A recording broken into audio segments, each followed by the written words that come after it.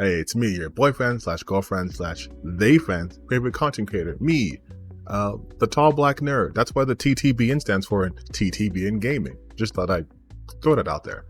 And I don't think it's any secret that over the last few years, online media has been heavily dominated by right-wing talking points. If you're a male under the age of 35, you've been inundated with the likes of Andrew Tate, Joe Rogan, the Fresh and Fit podcast, Jordan B. Peterson, and like a billion other of those guys, right? The alpha male red pill bros. And that's just in podcasting. You go over to the YouTube side and you have countless grifters telling you that X movie is actually an attack on you as a person. Hollywood wants you dead. Endless videos about how Brie Larson and like the feminist agenda want to make you soy or whatever. Just like insane shit. And at the heart of all of that, where it all stems from, is the gaming space. It has been ground zero for right-wing talking points for years, with the just influencers injecting their version of politics in an effort to make it like mainstream enough in order for it to be more appealing enough to young males so they can recruit them to the right, which is what we call the alt-right pipeline. And there's many ways to get to there. But I really want to ask is, how did we get there? Because weren't video games just about like escaping reality for a few hours at a time, you know, rescuing a princess or, well, in the 70s, like saving the planet, you know, accomplishing a goal, going on a fantasy adventure, you know, living out your professional sports dreams that you definitely would have done in real life if you just grew like 2 inches. You were so close, and it just wasn't in the cards, but you can play it through a video game. At one point, that was true. In fact, I know that was true. I've been playing games my whole life. But then something shifted, something happened, and that thing was Gamergate.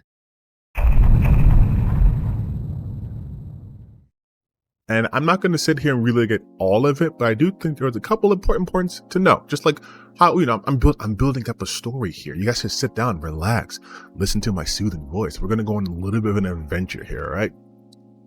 So depending on your age, you've probably heard of the Satanic panic.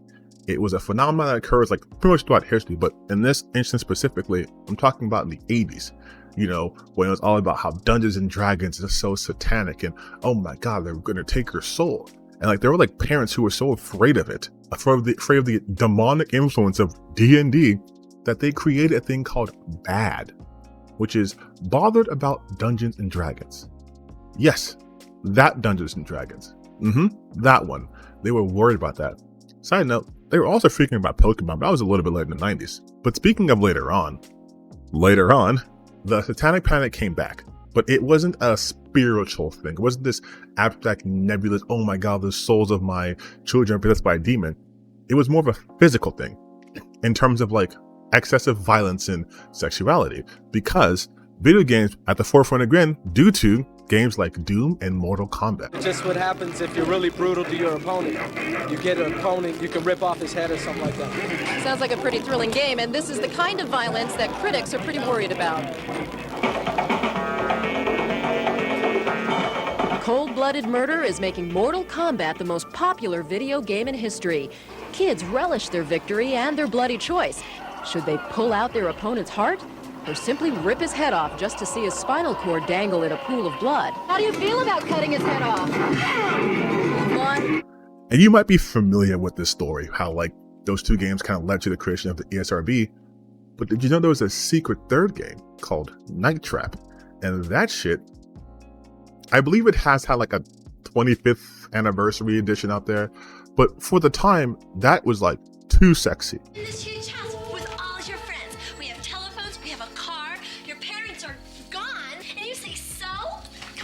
What's the first thing you think of? Party!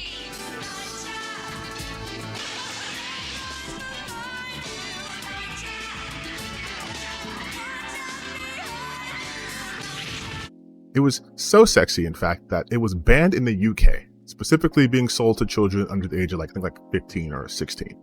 And that ban led to Sega creating its own rating system. Because in the 90s, shit was crazy, baby. We didn't have TV ratings. I was watching Ren and Stimpy.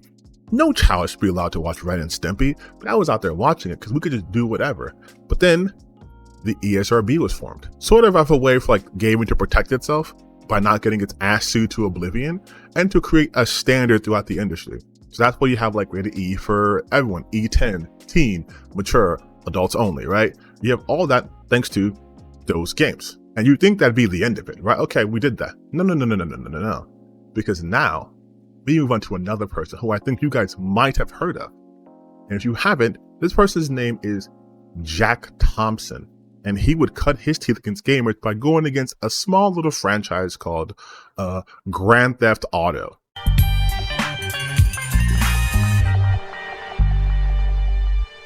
So in 2003, when his first time going against it, it was around a case, a 16-year-old boy by the name of Dustin Lynch was tried for aggravated murder of one Jolene Mishnay.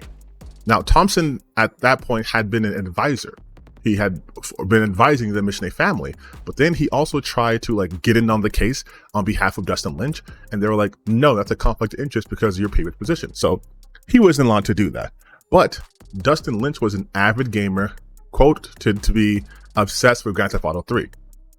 Later, in 2005, again, he was involved in a lawsuit, again to do with Grand Theft Auto, this time with the guy named Devin Moore. Devin had killed 3 police personnel in a shootout at a police station. Devin was also a Grand Theft Auto player. And then in 2006, Jackie Boy decided to once again go against Take-Two, and this time a person by the name of Cody Posey for the wrongful death of Posey's family members, citing that Vice City made violence pleasurable and attractive, disconnected violence from consequences, and caused Posey to act out, copycat, replicate, and emulate the violence when he shot and killed his father, stepmother, and stepsister. Jackie also went against Take-Two in 2007 and still holds a grudge against them to this day. He went against them a shit ton, all right? He hates GTA with a fiery passion. Now, why did I spend my time doing this history lesson? It's because if you're paying attention to all of that, you might have noticed that there was a certain thing being attacked and challenged. And that thing was identity. I mentioned how Devin Moore and Dustin Lynch are also gamers, specifically gamers of Grand Theft Auto, but gamers, the gamer identity. Also mentioned how, earlier on with Satanic Panic, they're going against gamers, board gamers. There's overlap with that though, right? All of that was an attack on the gaming identity. And gamers have always seen ourselves as a bit of a social outcast. I say I because, I'm not talking about capital G gamers, but we've always viewed ourselves as social outcasts, right? Like unpopular kids in school, the losers that get picked on in movies and films and TV shows.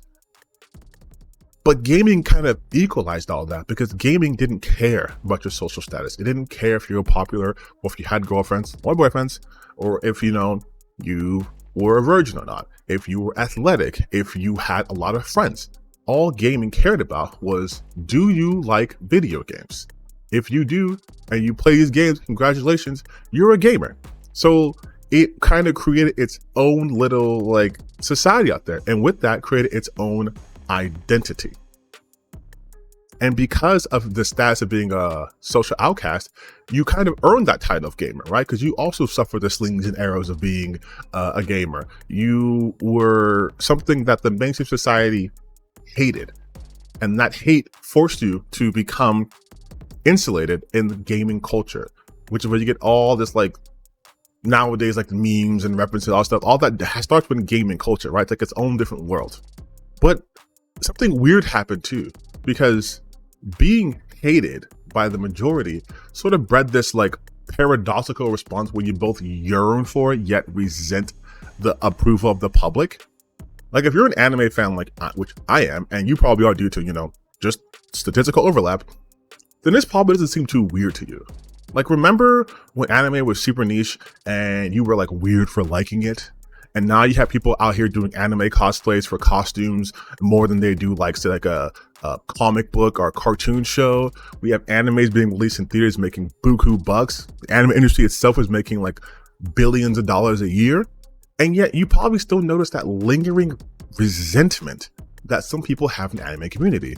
It's the people who won't let a newcomer call themselves an anime fan because they weren't there when, you know, in the mud with you, or they only like popular anime. You've probably seen it where it's like, oh, you like anime, mostly towards women, which is important, but oh, you like anime? Name 10 animes, and don't say Naruto or One Piece or Dragon Ball or yeah, right? Like these weird gatekeepers. Like that is that lingering resentment they have from being bullied. That same sentiment exists within gaming and has existed for decades. And they were just waiting for someone to come and exploit that. And that person was Steve Bannon. Oh, brother, this guy stinks! Now, I'm not going to get too much in the weeds about Steve Bannon. He sucks. He's a Trump guy. And also he sucks. But more to that, he was monumental in converting gamers from online into the alt-right. So like Bannon was like a Goldman Sachs guy, and he also got some money from this Chinese company called IGE to essentially make like a gold farm in World of Warcraft of all the games, right? Back then, when World of Warcraft was a lot smaller, only like 10 million, which is insane to say now that 10 million was small. But when only around like roughly like 10 million users, Blizzard had this thing where you could like basically an auction, almost like the Diablo auction house, but you could sell in-game items for money. And so what he would do is he'd pay low wages to Chinese workers and then have them farm gold, and then would sell that gold for real money at like a markup, right? And gamers being gamers were like, this shit sucks and we hate this. And then Blizzard was like, all right, we're gonna stop it. And then Bannon's company got hit with the class action lawsuit. And normally that'd be the end of it, right? You did an adventure, you tried to get some money, it flopped, you're gone, on to the next day. But Bannon saw some potential in there. According to a US Today article, Bannon said, quote, these guys, these rootless white males had monstrous power. It was pre-Reddit. It's the same guys on, and he's talking about the message board owned by IGE, ThoughtBot, who were later on Reddit and other online message boards where the alt-right flourished. So he basically got his idea of tapping into that during his time at WoW, exploiting WoW and their users in order to profit, which is, just keep that back in your mind. Bannon then went on to hire Milo Yiannopoulos for Breitbart, and which, you know, kind of came to real prominence during Gamergate since they focused heavily on that. And now, for the uninitiated, Gamergate was a harassment campaign against women and minorities in gaming. I know people are going to try to say, oh, it's about ethics in gaming, and listen, I understand.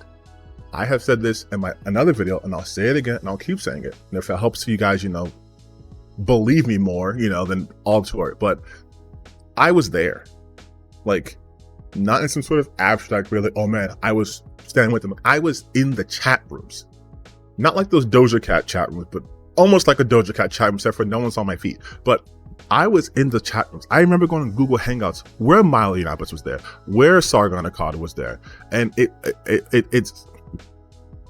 it was harassment, because it started off like you could pretend in the beginning that yes, this is about ethics in game journalism, and also about like gamers being fed up with the mistreatment and lies, right? That's why I started off this video talking about, like, you know, all the times gamers were presented as like weirdos and being attacked. That was to build up to this point. So, you know, way to go, me who scripted this out.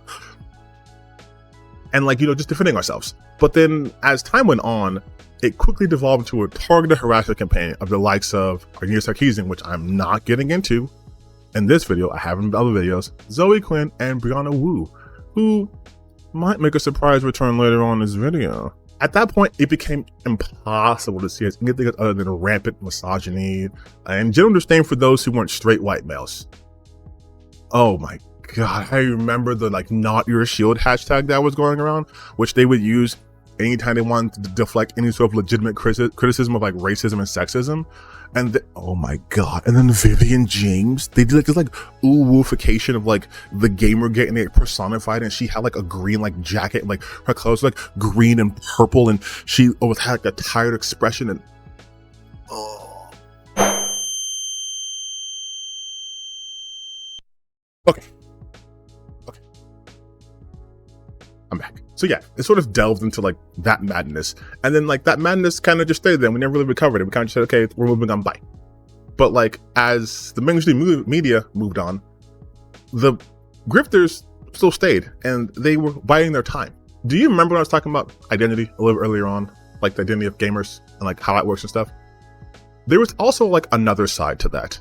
And that side is that of entitlement. You see, gamers are very entitled, extremely entitled, because they believe everything within gaming is for them and only for them. And they also have this notion where like things now suck, but things in the past were better, you know? And I'm just like, ooh, doesn't that kind of remind you of a certain political ideology? You know, a return to an idyllic past that never truly existed?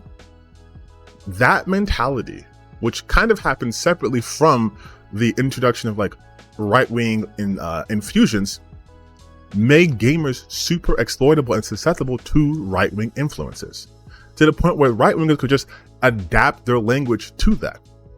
So like, if you're currently watching politics, right, you're hearing all this stuff about we gotta protect our borders, we have to secure our future, and you know, all these immigrants are coming and ruining the country.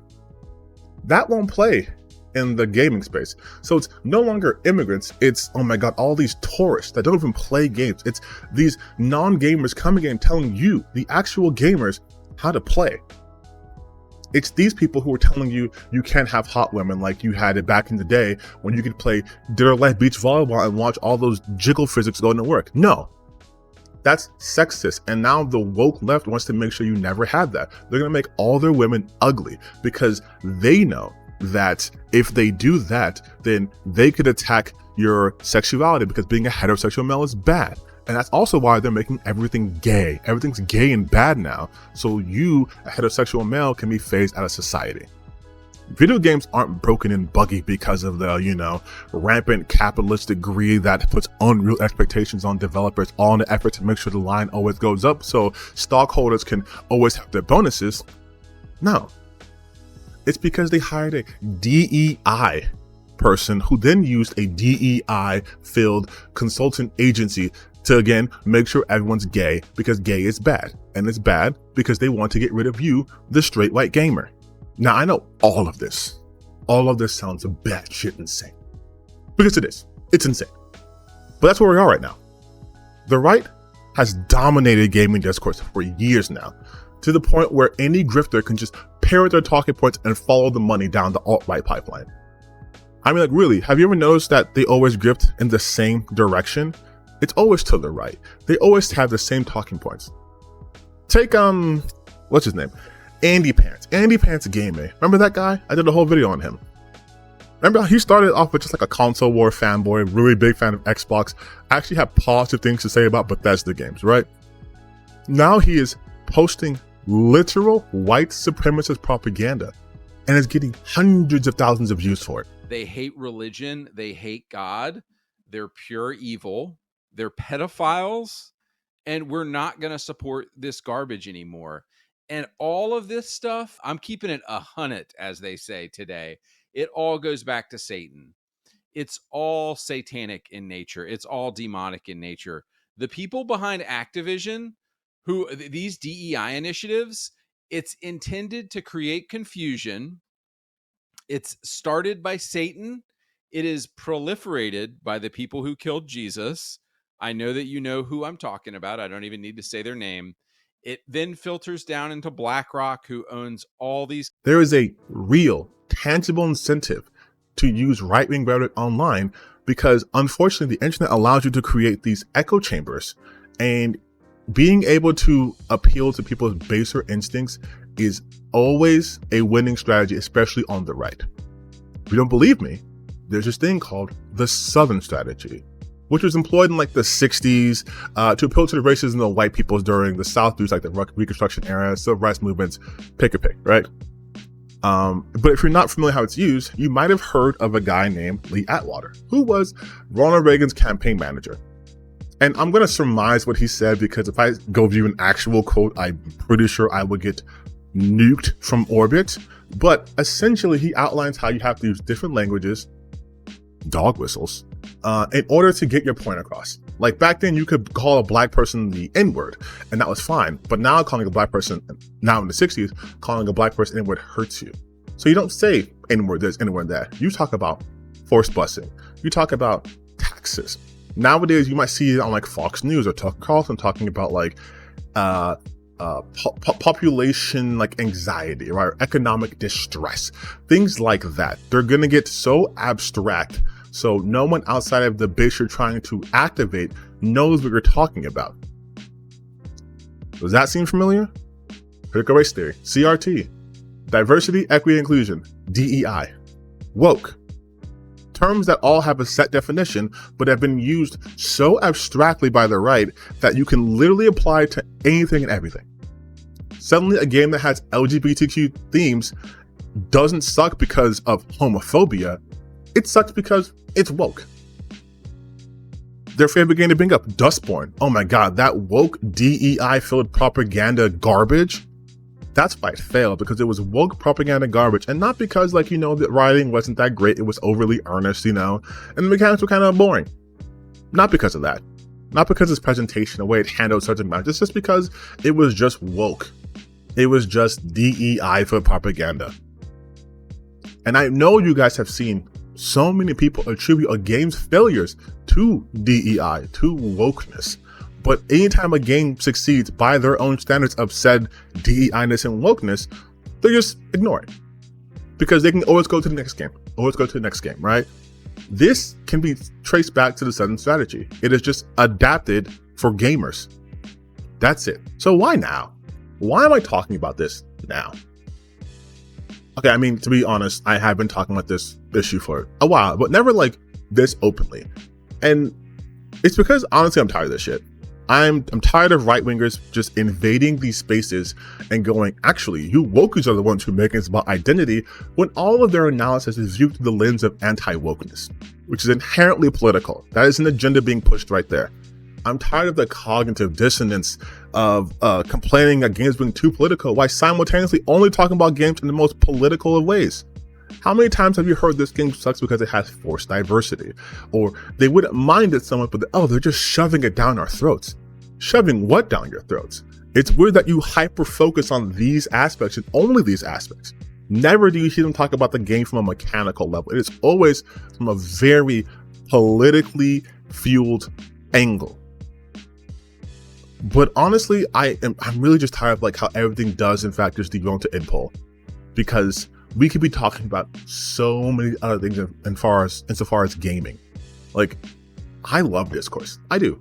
I like political stuff. In case you haven't noticed, I'm wearing a Hassan sweatshirt right now, which might make people hate me more or like me more, but whatever. But I also love being able to talk about like what works in games mechanically and what doesn't work, right? Like how like character design is super important in the game, especially in like a hero shooter, or the importance of like music and how it sets the tone and all of that. But we can't have those conversations because anytime we try, some fucking loser comes in and goes like, this game was woke garbage, or some 2-bit grifter comes in, makes 100 videos on why Dragon Age is actually doing pretty bad, even though it's like the best game BioWare put out in years. It has like #1 selling on Steam. It had like 77,000 concurrent players, which again, concurrent doesn't mean all the players to ever play the game. It just means at that point, how many people are playing this single player game, right? And like, then you want to go on YouTube and look up more about Dragon Age Velgar, and it just fucks your algorithm because there's 100 goddamn videos talking about why it's actually the wokest, gayest, dumbest, stupidest game ever. And like, I just want to be able to talk about a character in the game and why they work and don't work. But instead, I have to justify a black character's existence in a fantasy game. We can't even have this discussion about like nuance or talking about how authenticity is a good thing because you have these losers who get mad that a queer person is visible in the game. We used to be at a point where people didn't really care about that stuff. And this wasn't that long ago. I mean, hell, just talking about Dragon Age, in Origins, you had a trans person and no one was like, this game's woke and stupid and gay. People loved Origins. 2009, 2024, and a character saying that they're non-binary has put out 1,000 think pieces. We can't even talk about the nuance of character because they get so distracted by these things. But ultimately, the reason I'm talking about this now, and now I think about the reason why I've really shifted the content of my channel to this kind of stuff, like talking about the more, I guess, like critical and serious things, which I truly love talking about, is because I want these guys gone. I want these fucking grifters gone. I want these right-wing gamers gone, because all they do is further harmful agenda that lines their pockets. They are more concerned with getting clicks and getting money than having any sort of positive or long-lasting impact in this space. I think that's fucking annoying and sad. I have been getting comments recently in my videos where people are like, wow, you should have more subscribers. Wow, you're actually cooking. Wow, you're actually making lots of good points. And it does feel good, but also sucks because, like, I hate the fact that content like mine, other people who are more successful than me but still are doing what I'm doing, gets drowned out when you can just be a grifter. I have received so many comments where people are like, wow, I'm so happy I actually found your page, because I was tired of hearing 1,000 videos about why Yasuke being in Assassin's Creed is the worst thing to ever happen. And then what happens for me is I become like this inadvertent Ubisoft defender. I hate Ubisoft's practices so goddamn much. I have done videos on the practices that I hate. I hate the way that their mission structure for open world games are essentially copy and paste. I hate the way they do monetization. I hate the fact that they want to have their own launcher. I hate Ubisoft Connect. I hate Uplay. I hate so much Ubisoft. I hate the way that's managed. The fact that they're like getting their asses destroyed and they're still like, we're going to focus on live service. That's a core part of our business model. It's like, bro, that's like, but I can't even talk about that, because if I do, then I get lumped in with these fucking losers who hate Ubisoft because there's a black person or a Japanese girl instead of being a Japanese guy. I get lumped in with those guys, and I never want to be lumped in with those guys. So I would like very much for those guys to disappear, so then I can shit on Ubisoft for the right reasons. I want to be able to shit on AAA companies for the right reason, like I had done in the past. But I can't, because every time I shit on them, these guys get emboldened. Anytime anyone shits on these guys, they take it as like an approval of their bullshit, which I fucking hate. Sorry, this last part was not scripted. I just got really upset. So yeah, basically what I'm trying to tell you guys is all the people who tell you they don't like politics in gaming, they're lying to you. They do like it. They're the ones pushing it. But the thing is, they want their politics in gaming. They want their games to only be waifu simulators, and not just as an option, as a default and as the only game around. They don't want diversity at all. They will say that they do, and they'll bring up like Carl Johnson from Grand Theft Auto and maybe Barrett, but only from the original Final Fantasy VII, to sort of prove that they've always been okay with that, but they haven't been, because they're only okay with diversity if it falls within their expectations of people. They're okay with playing as CJ because CJ is a gang member, which is where they view black people where we belong. But they don't ever want to see that shit in a fantasy game, because hello, Darwin from fucking Dragon Age again. People are mad about that. They're also the same people because of overlap. We get mad at Rings of Power because it's starring a woman, or a woman's powerful, Galadriel, which if you know anything about fucking Lord of the Rings, it's a no-duh why she's so powerful. And then because they have black elves and black dwarfs, and that takes them out of it. So they'll try to pretend they're okay with that. They'll do the whole, but my friend is black, or my friend is queer, or I'm queer, or I'm this, I'm that, to absolve them of any bigotry. They hate critical thinking. Anytime you think critical, they will attack you for that, right? And I am tired of their existence. So I'm gonna do what my queen Rosanna is doing right now, and I'm gonna stay on people's necks. So like, don't think this is the end of me talking about shit like this. This was me just sort of laying it out. I'm about to make their lives miserable. Oh man, that was a long video, huh? That was, oof. My shoulder's a little bit tired from editing. But I just wanted to add, remember when I said there'd be a surprise Brianna Wu clip? Well, here's Brianna Wu. Who she's responding to? Oh my God. Brianna Wu, the former Gamergate victim, is now on the side of the people who were attacking her. Weird, crazy. Here she is agreeing with Vera Dark, a known grifter, a known right-wing grifter. Ah, man, it's almost as if the entire point of my video is consistently being made over and over and over again. You might notice that one thing I inserted here. If you watched long enough, you would have saw that guy talking about DEI hair. That was found after I made the video. I edited it in post, but it's nonstop. It's nonstop. These people, it's the grift is going to keep happening. The right wing is going to keep dominating because there's been no real consequence of any sort to doing this. YouTube pushed up negative shit all the time and pumps it out. You're going to see far less Let's Play content in the gaming space because that's not popping off no more. What's popping off is people shitting on games. I also put this in the video. This is like a little after the scenes if you guys stayed this long. The Brie Larson thing. I literally typed just Brie Larson in today. I was editing. And the first thing that came out was negative shit. And just to make sure it wasn't just me, I asked a couple of people who follow me online, hey, could you do this to see what happens? And they also got negative Brie Larson stuff. YouTube promotes this shit. Twitter obviously promotes this shit. And sometimes it does feel like fighting against an impossible tide, just like a fucking shooting on with your bare fist. But I'm going to keep punching. That's all I wanted to say. It's a little draining, but I'm kind of insane, so it's fine. But if you guys like this video, please share, comment, subscribe. This did take me a little bit of time, and I'd like, you guys to share it. That's all. Okay, see you next time.